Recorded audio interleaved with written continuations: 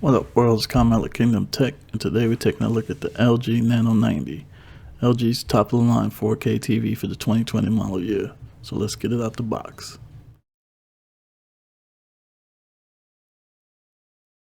The LG Nano 90 series is LG's top of the line 4K LED for the 2020 model year. The display features many of the high-end features you would expect and want in a top tier set. It features LG's A7 Gen 3 processor and supports all the major HDR formats including HDR10, HLG, and Dolby Vision. The Nano 90 also has multiple HDMI 2.1 ports, which will allow you to take full advantage of your Xbox Series X and PS5. Some of those features are FreeSync, variable refresh rate, and auto low latency mode. Today I have the 65-inch. Let's see if it's worth your hard-earned dollars.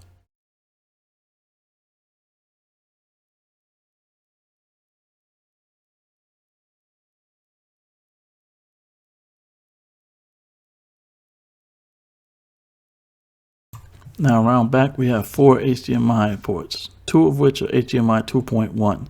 This is the major selling point for this set because TVs twice this price only come with 1. So all you gamers out there, put that in your memory banks.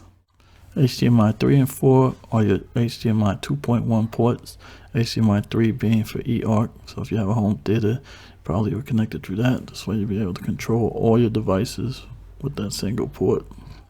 Rounding out the inputs, you have 3 USB. I don't know why, I would rather have another HDMI, but that's just me.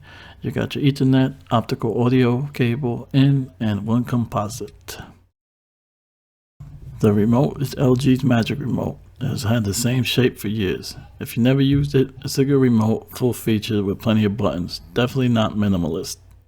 It has Google Assistant, some quick launch buttons for apps, and a full number set. It has a good overall feel. For 2021, LG is introducing a new remote. For a universal remote, it definitely gets the job done. Here we have LG Smart Dashboard. This is where you can manage all your devices and set all your connections, your alerts, and all the other features built into the TV.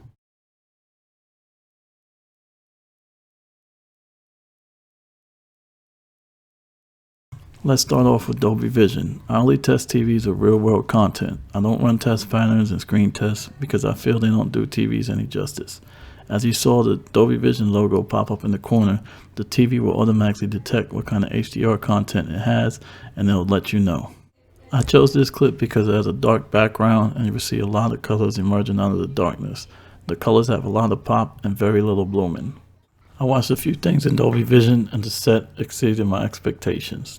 Everything looked great, everything was clear, very little blooming, very little muddiness, all kinds of detail, a lot of punch in the colors. Here we have another sequence with colors emerging out of dark shaded areas. As you can see, the TV displays very good detail, a lot of contrast, black levels are good, shading is good, and the way it dims out and reemerges, it has a lot of pop in the colors and the shading. Here I'm going to let the nanocells work. If you don't know what nanocells are, that's LG's color technology similar to quantum dot. Other companies call it quantum dot, LG calls it nanocell. That's just their way of advertising.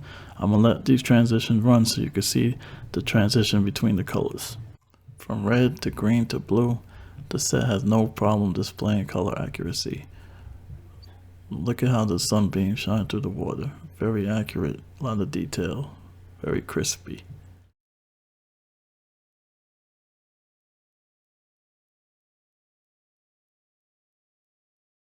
For gaming, we're going to use the Xbox Series X. And here you have it. Every box and gaming mode standard is checked. No guesswork here. As soon as you plug it up to the 2.1 port, the Xbox automatically detected everything that was capable of doing.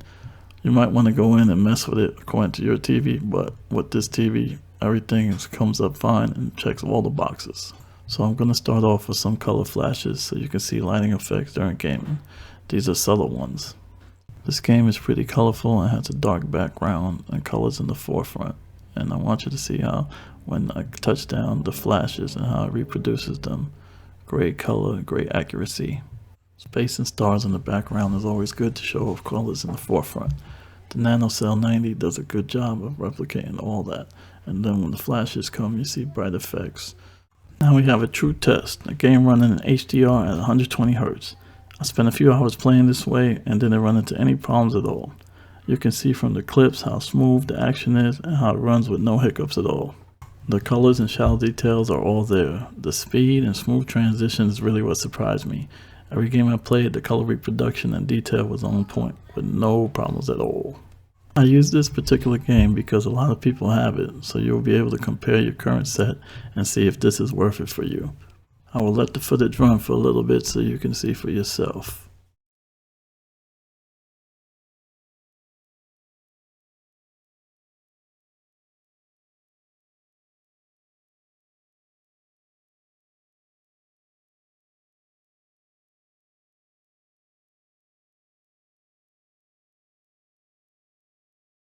Should you buy this TV and is it worth it? I like to look at the cost of performance. What do you get for your money? There are other TVs with better picture quality, like the Sony X900H and the Samsung Q90T. Sony is about $400 to $500 more and the Samsung is about $700 to $800 more. And keep in mind, they both only give you one HDMI 2.1 port. Then you have TVs that cost less than this one, the TCL 6 series and the Hisense H9G. They're about $100 less and they both do not support HDMI 2.1. So for around $1,000, you definitely get what you pay for. Good picture quality and a lot of high-end features. And don't forget that LG quality. LG's quality control is top-notch and I never had a problem with their quality. Their TVs are built rock solid.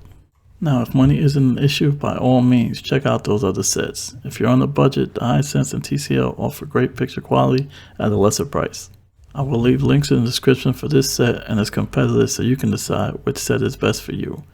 I think the LG hits the sweet spot between price and performance. This was not a sponsored video, just my opinion and some facts. Till the next time, y'all, peace and don't sleep.